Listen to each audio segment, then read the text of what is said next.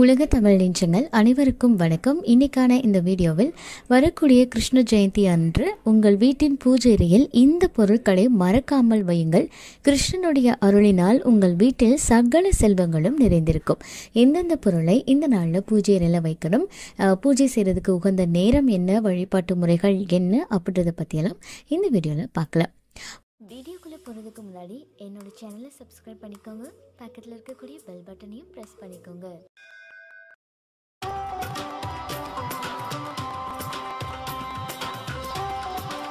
பொதுவாக பார்த்திங்கன்னா கிருஷ்ணன் அப்படின்னாலே நிறைய பேருக்கு பிடிக்கும். அந்த குழந்தை பாலகிருஷ்ணன் அப்படின்னு சொன்னாலே பிடிக்காதவங்க இருக்க முடியாது.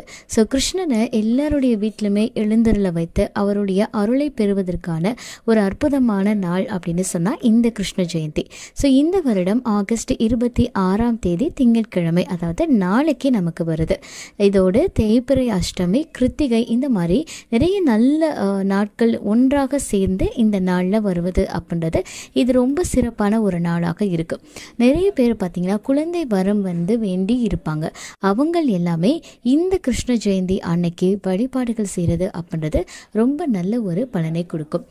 ஆகஸ்ட் 26 காலையில் 9:13 ஆகஸ்ட் 27 காலையில் 7:30 வரைக்கும் நமக்கு அஷ்டமி தேதி இருக்கு. அதனால இந்த வழிபாடை செய்கிறவங்க ஆகஸ்ட் 26 சாயந்தரம் 6 மணிக்கு அப்புறமா கிருஷ்ண ஜெயந்தி வழிபாடுகள் இதெல்லாமே தாராளமாக செய்யலாம். ஸோ கிருஷ்ண ஜெயந்தி அன்னைக்கு கொண்டாட நினைக்கிறவங்க ரோகிணி நட்சத்திரம் இருக்கக்கூடிய சமயமான ஆகஸ்ட் 26 நைட்டு 9:41 ஆகஸ்ட் 27 வரைக்கும் 8:54 வரைக்கும் உங்களுடைய வழிபாடுகள் இதெல்லாமே தாராளமாக செய்யலாம். பொதுவாகவே கிருஷ்ண ஜெயந்தி வழிபாடுகள் அப்படின்றத நம்ம சாயந்தர நேரத்தில் செய்கிறது தான் ஒரு வழக்கமாக இருக்குது.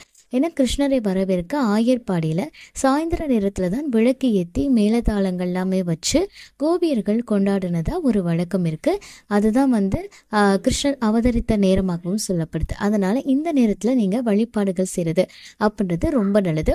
ஒரு சின்ன மனைப்பலகையில் கிருஷ்ணனுடைய படமோ சிலையோ நீங்கள் வச்சு வாசனை மலர்களால் அலங்காரம் செய்யலாம். வீட்டு வாசல்லேருந்து தொடங்கி கிருஷ்ணருடைய படம் வரைக்கும் இல்லை பூஜை அறை வரைக்கும் அவருடைய பாதங்கள் வைக்கலாம். கிருஷ்ணருடைய படத்துக்கு முன்னாடி சின்ன நெய் விளக்கு ஏற்றி அவருக்கு நெய்வேத்தியமாக நம்மளால் முடிஞ்சது எது வேணாலும் வைக்கலாம்.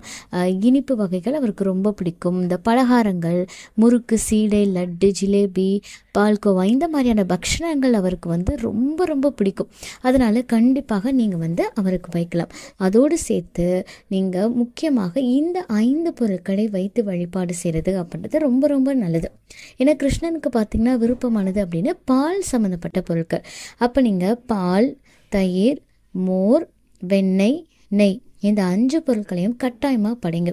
இந்த 5மே முடியலை அப்படின்னு நினைக்கிறவங்க கொஞ்சமாக வெண்ணெய் இருக்குது பார்த்திங்கன்னா அதை மட்டுமாவது நீங்கள் வச்சு வழிபாடுகள் செய்யலாம்.